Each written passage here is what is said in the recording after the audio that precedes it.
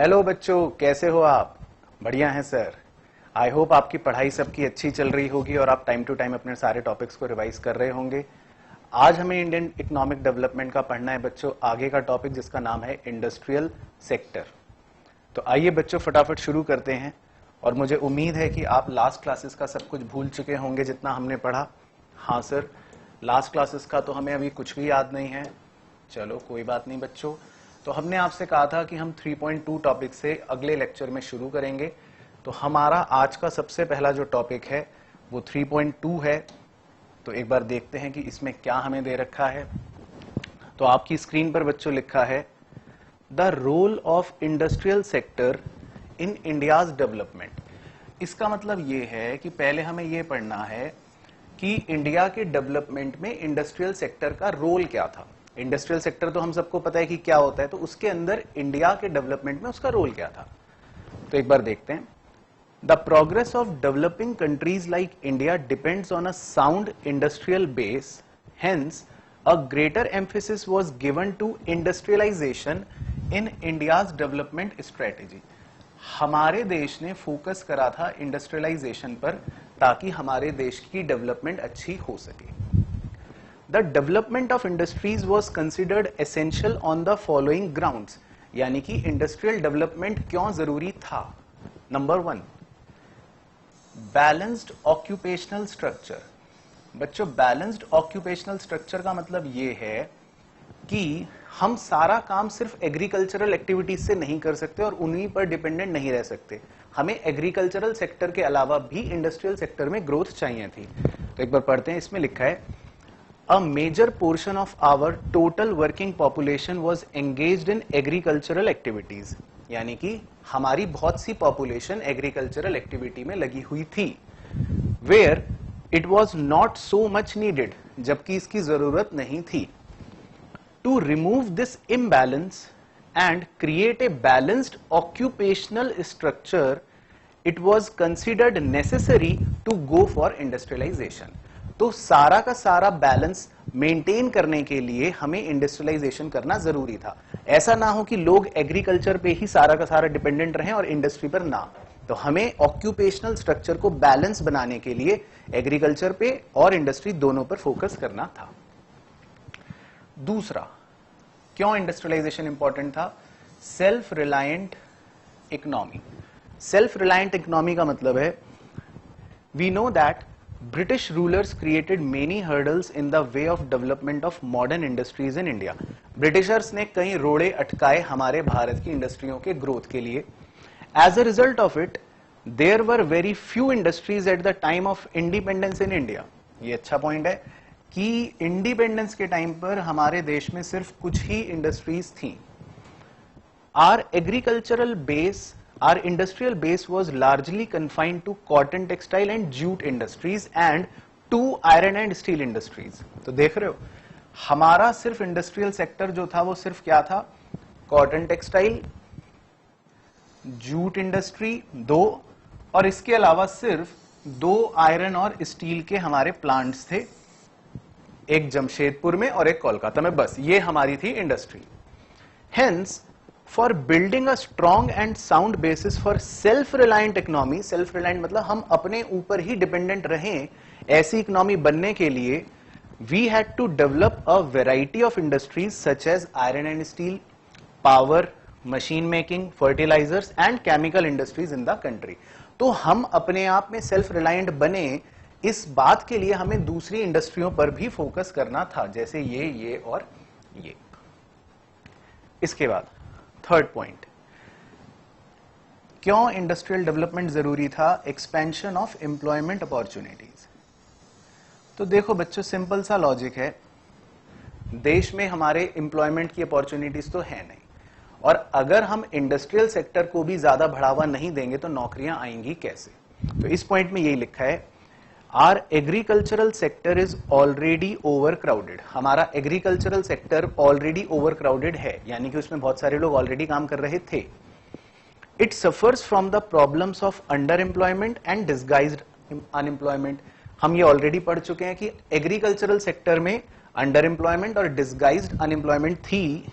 Hence इसीलिए for the expansion of employment opportunities we have to look towards our industrial sector. यानी कि employment opportunities बढ़ाने के लिए हमारे पास एक ही रास्ता था, इंडस्ट्रियल सेक्टर की तरफ देखना. Industrial sector provides more stable employment opportunities than agricultural sector. ये बहुत इंपॉर्टेंट पॉइंट है बच्चों. जितना एम्प्लॉयमेंट अपॉर्चुनिटीज स्टेबल इंडस्ट्री में होता है उतना एग्रीकल्चर में नहीं होता, क्योंकि किसान का या एग्रीकल्चर सेक्टर में कोई भरोसा नहीं है, आज काम है कल काम छूट जाए. पर इंडस्ट्रियल सेक्टर में एम्प्लॉयमेंट अपॉर्चुनिटीज थोड़ा स्टेबल रहती हैं. ये इस पॉइंट में लिखा है. और क्यों जरूरी था इंडस्ट्रियल डेवलपमेंट, देखते हैं एक बार. इसको करते हैं किनारे. जाओ भाई, तुम्हारे पॉइंट्स तो हो गए, तुम आ जाओ. Okay,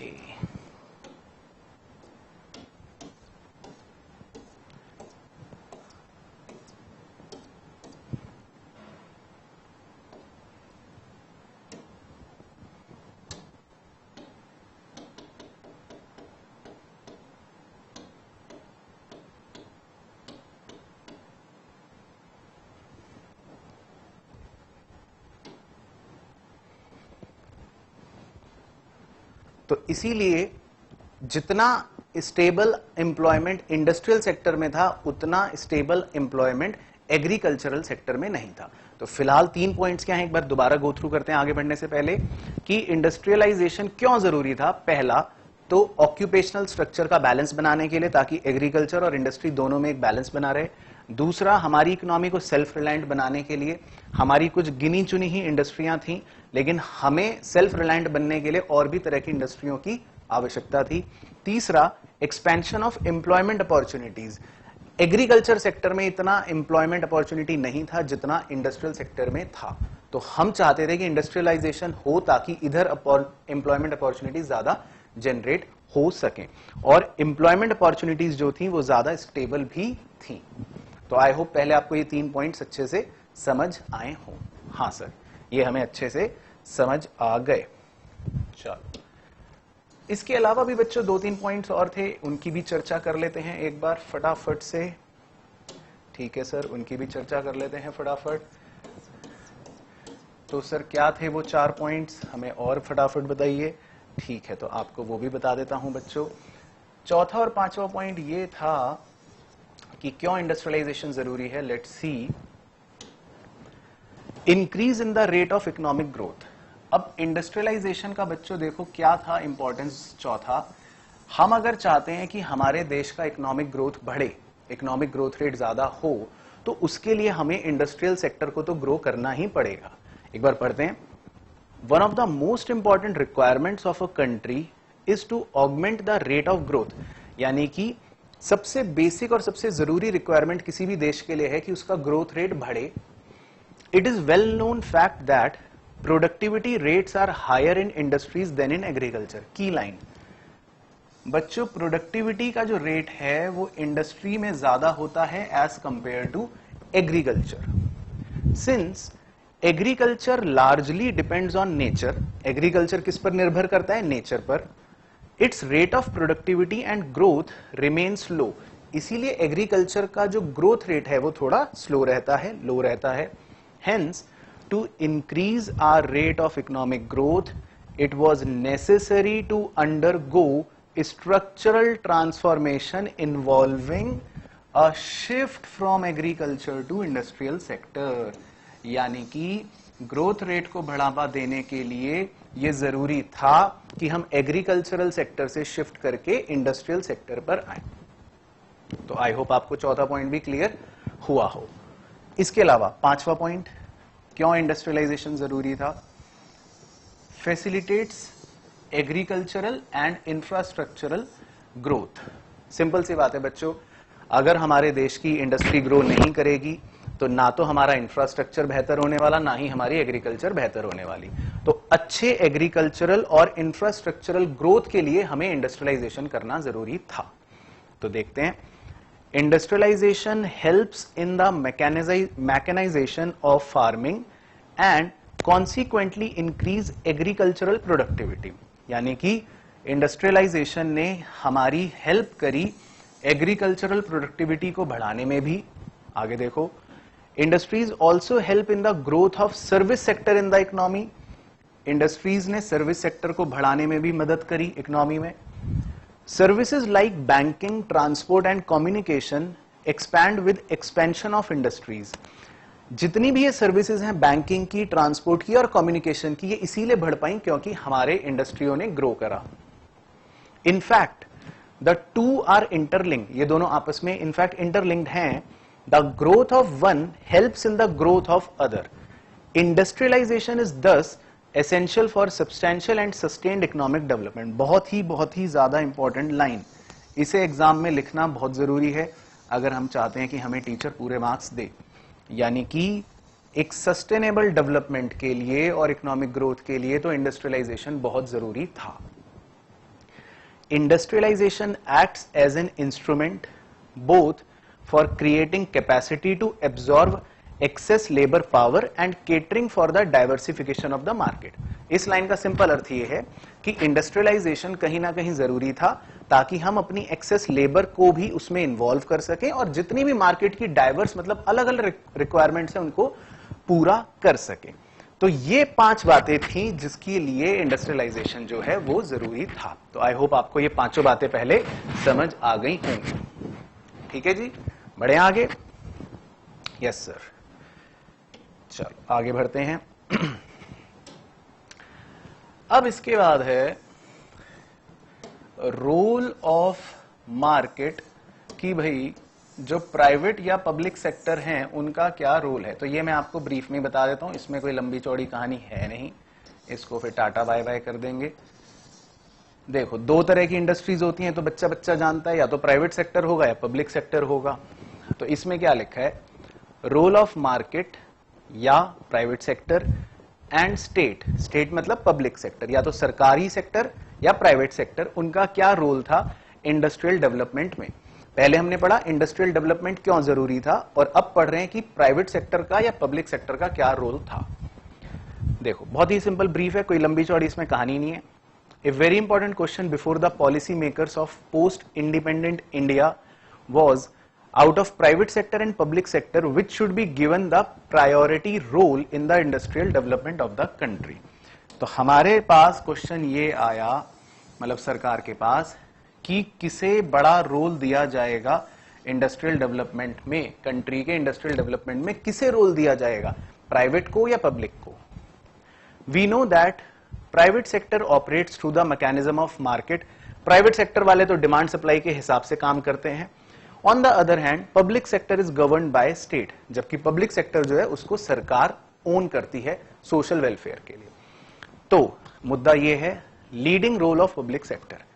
considering the demand of situation in the post independence period, public sector was assigned a greater role in the industrial development of our economy.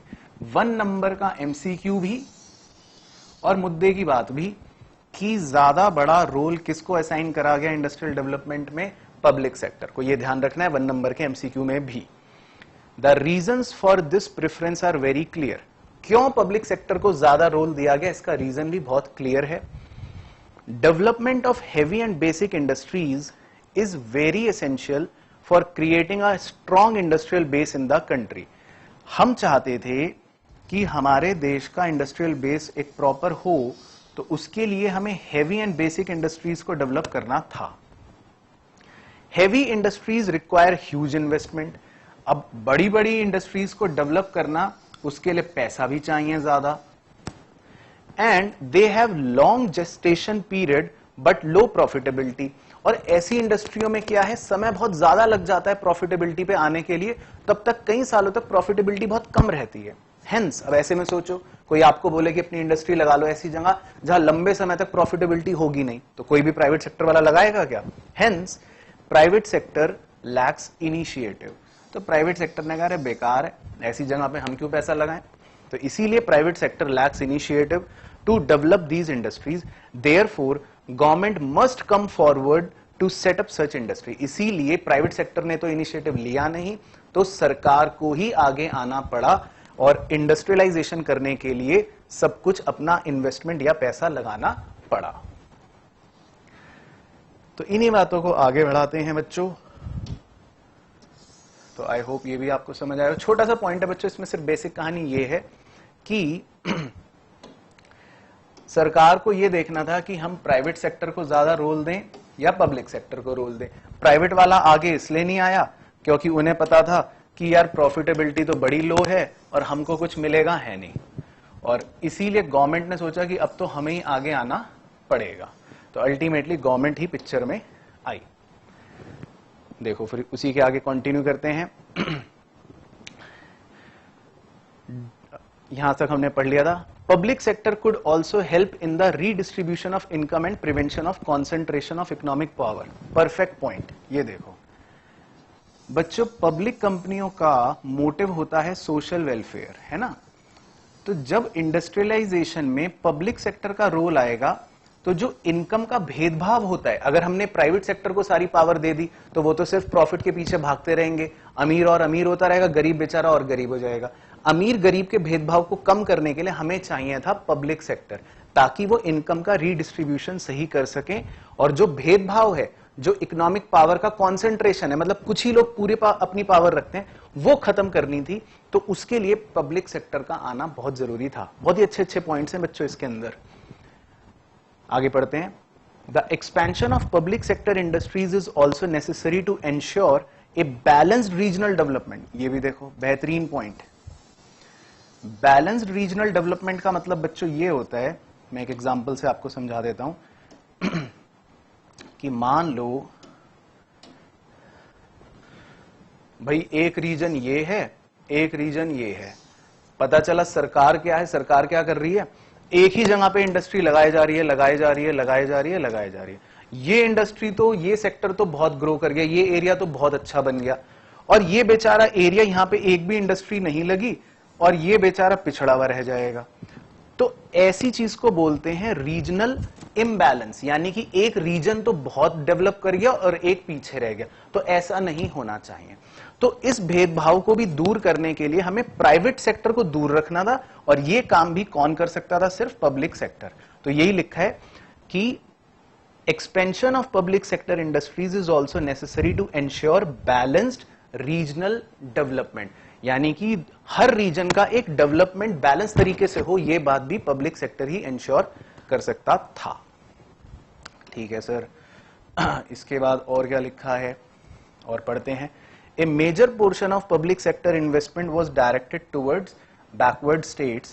Growth of public sector was also designed to offer competition to the private sector. देखो public sector वाले जो थे वो private sector वालों को compete भी कर रहे थे, मतलब उन्हें चुनौतियां दे रहे थे।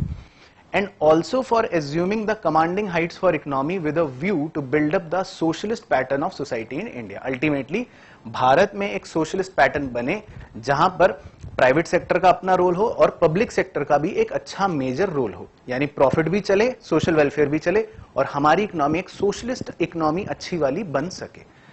तो मतलब छोटी सी ही इन बातों में काफी अच्छे पॉइंट्स थे 1 नंबर के एमसीक्यू लिए।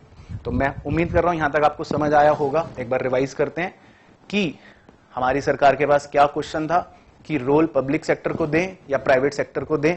तो गवर्नमेंट ने क्या डिसीजन लिया कि हम किसको पावर्स देंगे, पब्लिक सेक्टर को। क्यों देंगे, क्योंकि उसमें इन्वेस्टमेंट ज्यादा चाहिए थी, पहली चीज। उसमें प्रॉफिटेबिलिटी होती है कम, दूसरी चीज जो प्राइवेट सेक्टर लेगा नहीं। प्राइवेट सेक्टर ने इनिशिएटिव लिया नहीं, फिर पब्लिक सेक्टर आया। पब्लिक सेक्टर के आने से फायदा क्या हुआ, ये देखो, रीडिस्ट्रीब्यूशन ऑफ इनकम, ये बढ़िया हुआ, बैलेंस रीजनल डेवलपमेंट, ये बढ़िया हुआ, और उन्होंने साथ ही साथ प्राइवेट सेक्टर को कॉम्पीट भी करना शुरू करा, जिससे एक बेहतर सोशलिस्ट इकोनॉमी का वातावरण भारत में बन पाया। पॉइंट क्लियर हुए, कोई दिक्कत? रिवाइज करते रहना बच्चों, तब बातें क्लियर होंगी। चलो आगे बढ़ते हैं जी। अब यहां तक की कहानी करने के बाद, इसके बाद जो आपको अपनी किताब में दे रखा है वो सारी बातें यही दे रखी हैं, तो उन्हें मैं जस्ट ब्रीफ में बता देता हूं। उसमें कोई लंबी चौड़ी नहीं, ये इसलिए डिस्कस कर रहा हूं क्योंकि आपकी किताब में है। फिर आप कहोगे सर आपने पढ़ाया नहीं है, तो हम नहीं लेंगे ये चीज। चलो, तो इसमें क्या लिखी है कहानी एक बार आपके साथ डिस्कस कर लेते हैं। The big question facing the policy makers was what should be the role of government and the private sector in industrial development. अब मुद्दा ये था कि रोल किसका क्या होगा, किसको ज्यादा रोल देना था वो तो डिसाइड हो गया कि पब्लिक सेक्टर को ज्यादा रोल देना है, पर किसका रोल क्या होगा ये देखते हैं। At the time of independence Indian industrialists did not have sufficient capital to undertake investment required। ये देखो मेन चीज, भारत के जो इंडस्ट्रियलिस्ट थे उनके पास उतना पैसा नहीं था जितना रिक्वायर्ड था for the development of our economy. At that time public sector played an important role in expanding and strengthening the industrial structure of the economy. तो ऐसे समय में पब्लिक सेक्टर ने ही एक मेजर रोल प्ले करा। Simple, यही basic बात बच्चों इसमें लिखी है। It made large investments in the basic and capital good industries. देखो पब्लिक सेक्टर ने बहुत ज्यादा इन्वेस्टमेंट करी कहां पर, कैपिटल गुड इंडस्ट्रीज में और बेसिक इंडस्ट्रीज में, जैसे iron and steel, aluminium, machine tools, machinery, electrical engineering, chemical fertiliser, cements etcetera. तो मतलब कि प्राइवेट सेक्टर वाले जो इंडस्ट्रियलिस्ट हैं उनके पास ज्यादा पैसे नहीं थे, तो पब्लिक सेक्टर ने ही आगे बढ़कर इन अलग अलग इंडस्ट्रियों में पैसा इन्वेस्ट करना शुरू करा।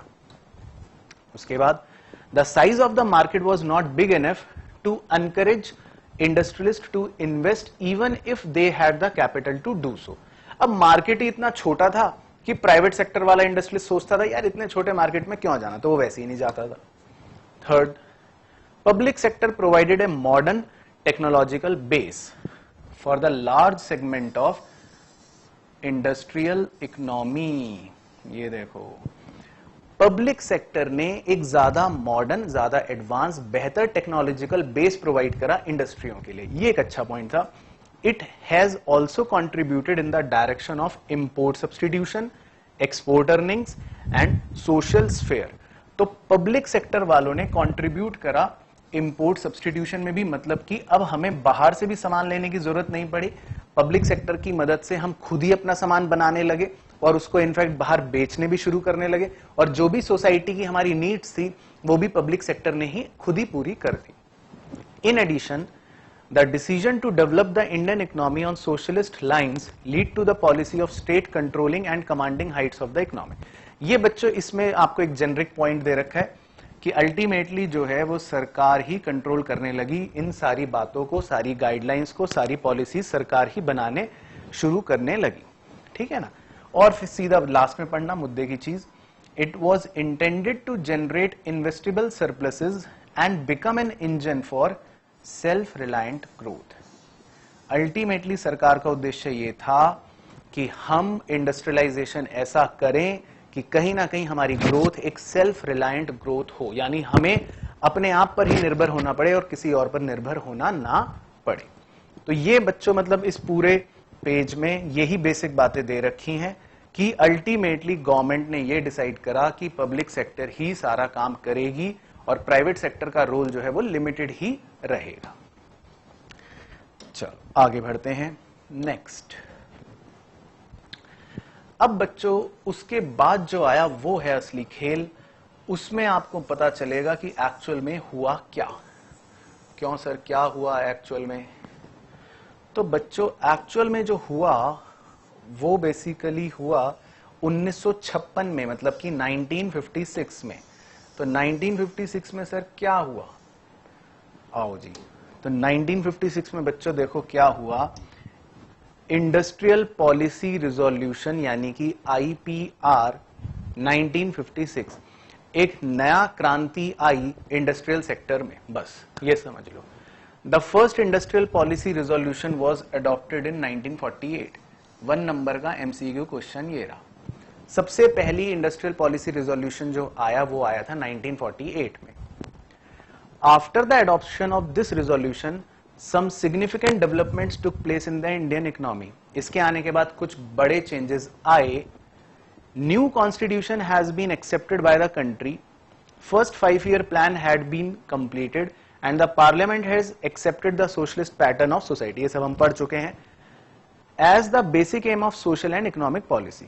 These important development necessitated a fresh industrial policy resolution. Hence a next slide में देखना, new industrial policy resolution was adopted in April 1956. तो यानी कि जब सारे चेंजेस हो गए, इंडिपेंडेंस हो गई, फर्स्ट 5 ईयर प्लान कंप्लीट हो गया, तो एक नए इंडस्ट्रियल रिजोल्यूशन की आवश्यकता थी जो अप्रैल के महीने में 1956 में आई. इसीलिए नाम पड़ा हुआ है इंडस्ट्रियल पॉलिसी रिजोल्यूशन 1956 IPR. अब इसके ऑब्जेक्टिव्स क्या थे बच्चों, ये बहुत ही इंपॉर्टेंट पॉइंट है, एग्जाम में याद रखना है कि IPR के ऑब्जेक्टिव्स क्या थे, पूछ सकता है. 1 2 3 4 4 ऑब्जेक्टिव्स पढ़ेंगे, simple. To accelerate the growth of and to speed up the industrialisation. ठीक है, बेसिकली एक तो रेट ऑफ ग्रोथ बढ़ाना देश का और इंडस्ट्रियलाइजेशन की स्पीड को बढ़ाना. Number 2, to develop heavy and machine making industries, यानी कि कैपिटल गुड इंडस्ट्री बोल सकते हो. उद्देश्य था कि हम अपनी ही कैपिटल गुड इंडस्ट्री जो है उन्हें डेवलप करें. Third, to expand public sector. ये तो हम शुरू से सुन ही रहे हैं कि पब्लिक सेक्टर के रोल को बढ़ाना था. तो IPR में भी इसी बात पर फोकस किया गया कि पब्लिक सेक्टर के रोल को थोड़ा और बढ़ाया जाए. Fourth, to reduce disparity in income and wealth, यानी कि बेसिक पॉइंट कि जो इनकम और वेल्थ का भेदभाव है उसको थोड़ा सा कम किया जा सके. And to prevent monopolies and concentration of wealth. वही बात कि ऐसा ना हो कि पावर्स कुछ ही लोगों के पास हो और बाकी को वो एक्सप्लॉइट करें, तो उसका एक बैलेंस मेंटेन करना भी इस IPR का ऑब्जेक्टिव था. तो बड़े सिंपल ऑब्जेक्टिव्स थे बच्चों इस IPR के. इसके 3 सबसे इंपॉर्टेंट फीचर्स बच्चों हमें पढ़ने हैं इस IPR के, जो पक्का इंपॉर्टेंट है और एग्जाम में आने के चांसेस हैं. क्या है? Number 1, 3-fold classification. 3-fold classification का मतलब है, थोड़ा फोकस कर लेते हैं इस पर. 3-fold क्लासिफिकेशन का मतलब है बच्चों कि इसके अंदर हमने क्या करा, अपनी इंडस्ट्रीज को 3 क्राइटेरियाज में डिवाइड कर दी. ये इंपॉर्टेंट पॉइंट है. The industrial policy resolution 1956 divided the industries into 3 categories. हमने इंडस्ट्रियों को 3 कैटेगरीज में डिवाइड कर दिया.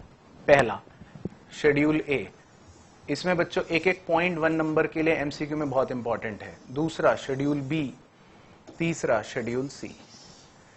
अब फर्क क्या था? शेड्यूल ए के अंदर हमने 17 इंडस्ट्रीज को इंक्लूड करा.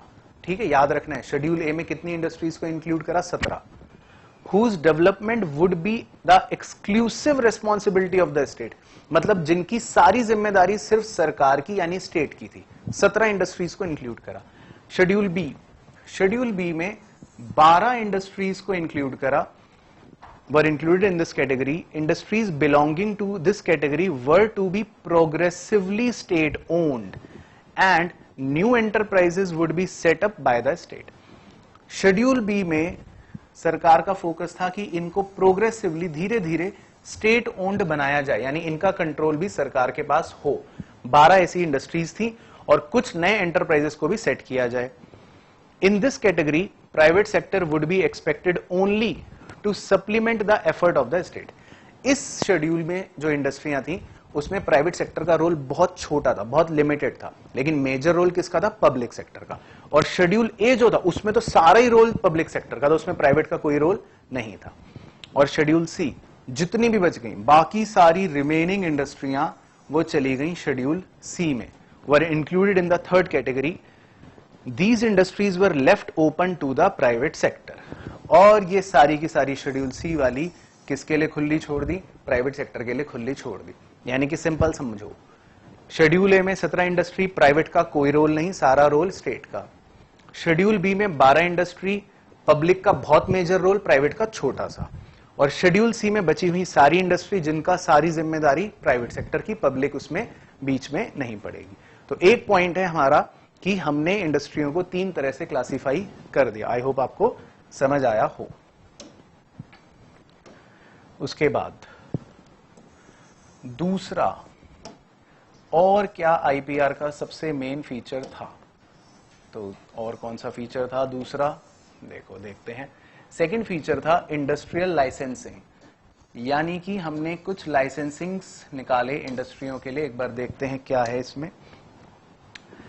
The overall direction of the industrial licensing policy was to maintain state control over the private sector so that it could work for social interest। देखो सिंपल बात है बच्चों, सरकार चाहती थी कि ज्यादा पावर हमारे पब्लिक सेक्टर के पास ही रहे, प्राइवेट सेक्टर के पास ज्यादा पावर ना रहे। तो इसीलिए सरकार ने एक लाइसेंसिंग पॉलिसी निकाली ताकि स्टेट का, सरकार का ओनरशिप जो है वो बना रहे। देखो क्या लिखा है, A very important provision of the licensing policy was that, देखो, no new industry could be established without obtaining a license from the government। सीधी बात है, गवर्नमेंट ने कह दिया कोई भी नई इंडस्ट्री हमसे लाइसेंस लिए बिना नहीं बन सकती। Second, while granting the license, licence देने के टाइम पर government could lay down the condition regarding location।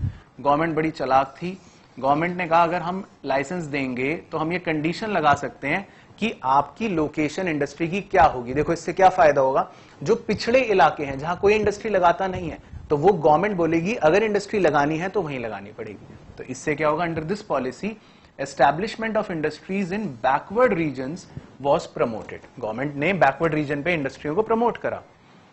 Third point, licence was made compulsory even for the expansion of existing plant. बहुत ही मजेदार पॉइंट है।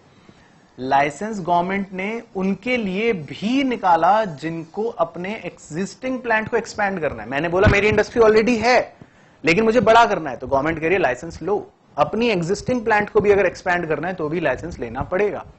और फॉर डाइवर्सिफाइंग द प्रोडक्शन, या फिर अगर मैं डाइवर्सिफाई करना चाहता हूं, मैंने बोला कि मैं अभी पंखे बनाता हूं, अब मेरे को पेन भी बनाने हैं, तो सरकार कहेगी लाइसेंस लो। अगर प्रोडक्ट को डाइवर्सिफाई करोगे तो लाइसेंस लो।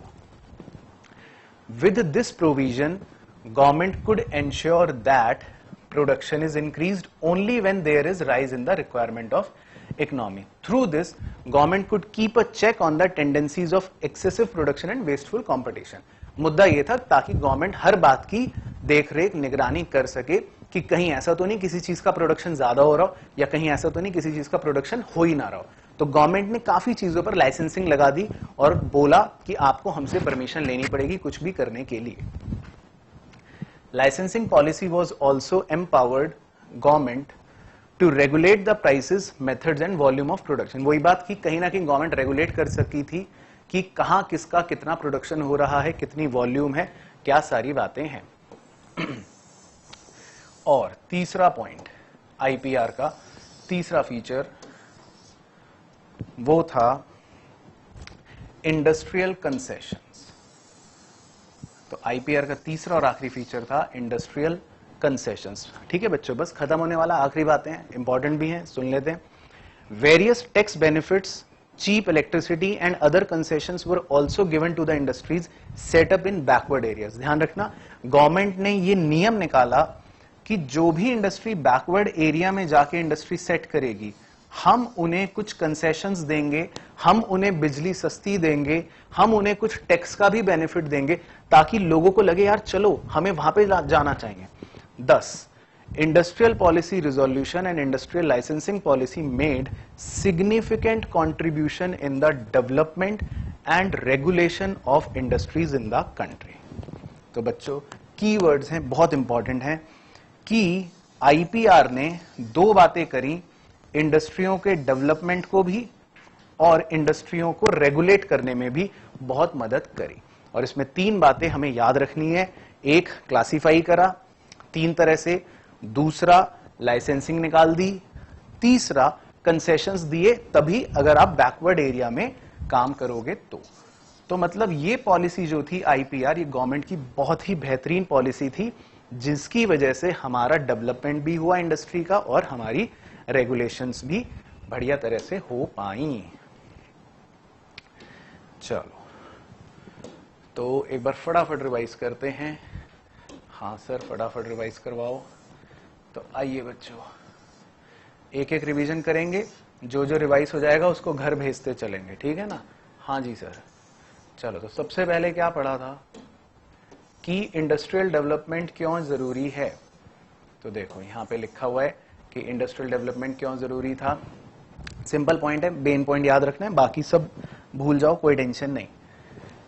बैलेंस्ड ऑक्यूपेशनल स्ट्रक्चर के लिए, ताकि एग्रीकल्चर में और इंडस्ट्रियल सेक्टर में बैलेंस बना रहे। दूसरा, सेल्फ रिलायंट इकोनॉमी, हम अपने आप पर निर्भर रहें, किसी और पर निर्भर ना रहें। एम्प्लॉयमेंट अपॉर्चुनिटीज, जितना ज्यादा इंडस्ट्रियलाइजेशन करेंगे उतनी ज्यादा एम्प्लॉयमेंट अपॉर्चुनिटीज होंगी। पांचवा, इकोनॉमिक ग्रोथ, किसी भी देश की ग्रोथ किस पर डिपेंड करती है, वहां की अच्छी इंडस्ट्री पर डिपेंड करती है, तो इसीलिए इंडस्ट्रियलाइजेशन जरूरी था।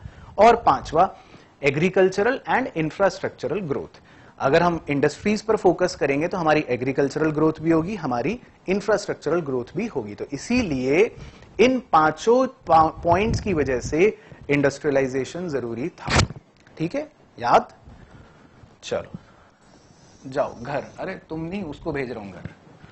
उसके बाद एक बड़ा टॉपिक था, मुद्दा उसमें छोटा सा था कि भाई क्वेश्चन ये आया कि रोल किसे दिया जाए, किसको पावर दी जाए, प्राइवेट सेक्टर को कि पब्लिक सेक्टर को। तो लंबी चौड़ी कहानी पढ़ के कि इनके पास पैसे नहीं थे और गवर्नमेंट का मोटिव भी था कि सोशल वेलफेयर हो और लो प्रॉफिटेबिलिटी चला करती थी, तो घूम फिर के अल्टीमेटली सरकार ने क्या फैसला लिया, किसको पावर्स देंगे, पब्लिक सेक्टर को पावर्स देंगे। तो इससे गवर्नमेंट के ऑब्जेक्टिव्स भी फुलफिल हो पाए और गवर्नमेंट जो चाहती थी वो भी इसमें हो पाया।